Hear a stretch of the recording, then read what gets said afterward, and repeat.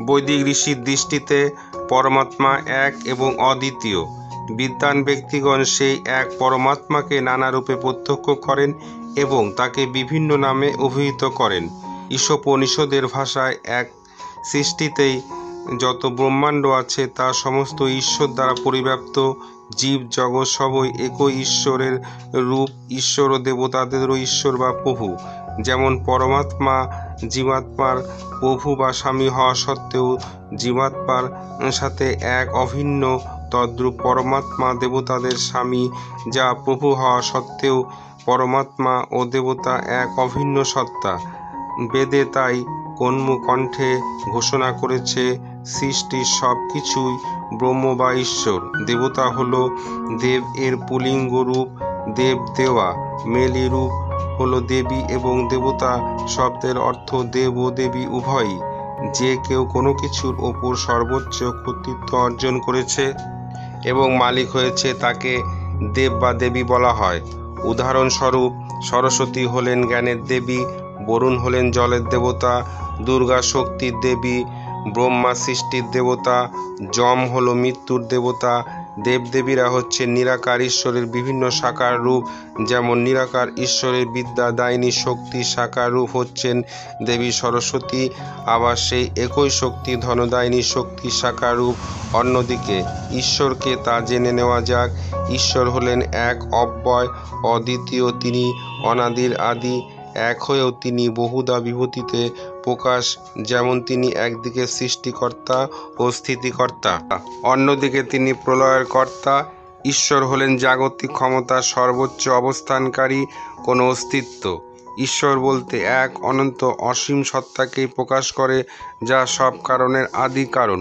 ভগ ও বান এ দুটি শব্দের সন্ধির ফলে মূলত ভগবান শব্দের উদ্ভব হয়েছে। ভগ শব্দের অর্থ ঐশ্বর্য এবং বান শব্দের অর্থ অধিকারী, অর্থাৎ যিনি ভগ তথা ঐশ্বর্যের অধিকারী তাকে আক্ষরিকভাবে বলা হয় ভগবান।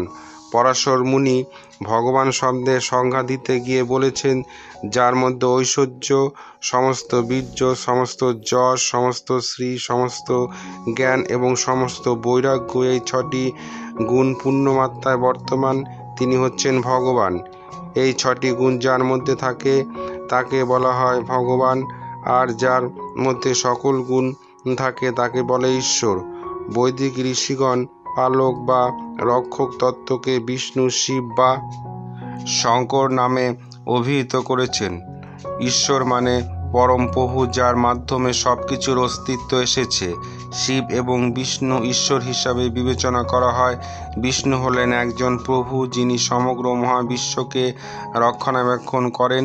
যখন এটি শিব, যিনি বিদ্যমান সমস্ত কিছুর সর্বোচ্চ। বৈদিক ঋষির দৃষ্টিতে সংহারক তত্ত্বই হচ্ছে রুদ্র। একই শক্তি দুই ভিন্ন রূপ। বেদে রুদ্রের নানা নাম দৃষ্ট হয়, যথা রুদ্র, শিব, ভব, সর্ব, শঙ্কর, পশুপতি। রুদ্র হৃদতত্ত্ব বিজ্ঞান দৃষ্টিতে রুদ্র হচ্ছে ইউনিভার্সাল এটার্নাল লজ বা বিশ্বব্যাপী নিয়মন শক্তি। সংসারের সমস্ত গতিবিধি এই নিয়মন শক্তির নিয়ন্ত্রণে। কেউ এই নিয়ন্ত্রণকে লঙ্ঘন করতে সমর্থ হন না। এই জন্যই তৈত্তরীয় উপনিষদে বলা হয়েছে, তার ভয়ে সূর্য, চন্দ্র, পৃথিবী আদি নিয়ম মেনে আপন আপন কক্ষপথে চলছে। বায়ু প্রবাহিত হয়, মৃত্যু তার সেবক তুল্য। কেউ এই নিয়ম লঙ্ঘন করতে পারে না। ঋগ্বেদ, যজুর্বেদ ও অথর্ববেদের অনেক সূক্তে রুদ্রের বর্ণনা পাওয়া যায়। বিশেষ করে যজুর্বেদের ১৬শ অধ্যায় বা রুদ্র অধ্যায় নামে অভিহিত।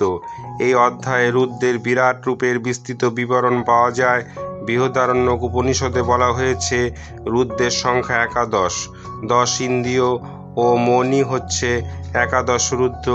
এই ১০ ইন্দ্রিয় ও মন যখন শরীর ছেড়ে চলে যায়, তখন মৃতের আত্মীয় স্বজন রোদন করতে থাকে।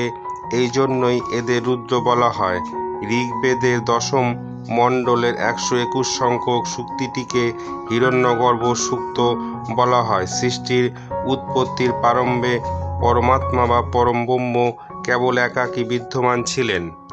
তাকে হিরণ্যগর্ভ বলে। তিনি জাত হতে সমগ্র সৃষ্টির একমাত্র অদ্বিতীয় অধীশ্বর হলেন তিনি।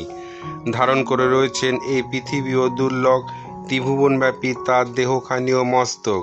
অন্তরিক পৃথিবী তার চরণ পাদস্থানীয়। সেই করস্বরূপ অর্থাৎ ব্রহ্মস্বরূপ। দেব অসুর সংগ্রামে বারবার দেবগণ পরাজিত ও পদানত হয়েছে অসুর শক্তি দ্বারা। এমনকি দেবরাজ ইন্দ্র ও দেবতারা স্বর্গ থেকে পালায়ন করতে বাধ্য হয়েছেন। কিন্তু আদিশক্তি বিষ্ণু ও শিব দ্বারা সমস্ত অসুর জাতি ধ্বংস হয়েছে। নতুন হলে চ্যানেলটি সাবস্ক্রাইব করে সঙ্গে থাকুন, দেখতে থাকুন মহাজ্ঞান রহস্য। ধন্যবাদ।